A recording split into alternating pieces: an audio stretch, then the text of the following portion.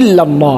3 number, যে যত বেশি লা ইলাহা ইল্লাল্লাহ এর জিকির করবে তার ঈমান তত বেশি মজবুত হবে। মুসনাদ আহমদ শরীফের হাদিস।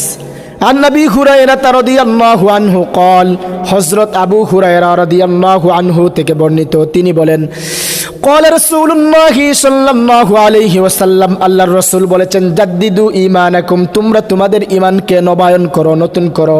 তো সাহাবীরা বললেন, ক্বালু ইয়া রাসূলুল্লাহ ওয়া কাইফা নুজাদ্দিদু ঈমানানা, নবীজি আমরা আবার আমাদের ঈমানকে কিভাবে নতুন করব? আমরা তো ঈমান এনেছি, আমাদের তো ঈমান আছে, ঈমান নতুন করার সিস্টেম কি?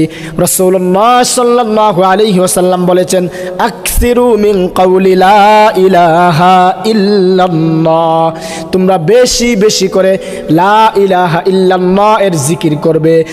যে যত বেশি লা ইলাহা ইল্লাল্লাহ এর জিকির করবে তার ঈমান তত বেশি মজবুত হবে।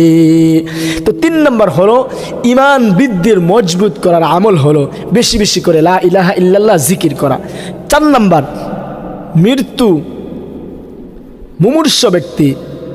মুমূর্ষ ব্যক্তির পাশে বেশি বেশি করে লা ইলাহা ইল্লাল্লাহ পাঠ করা, তাকে তালকিন দেওয়া।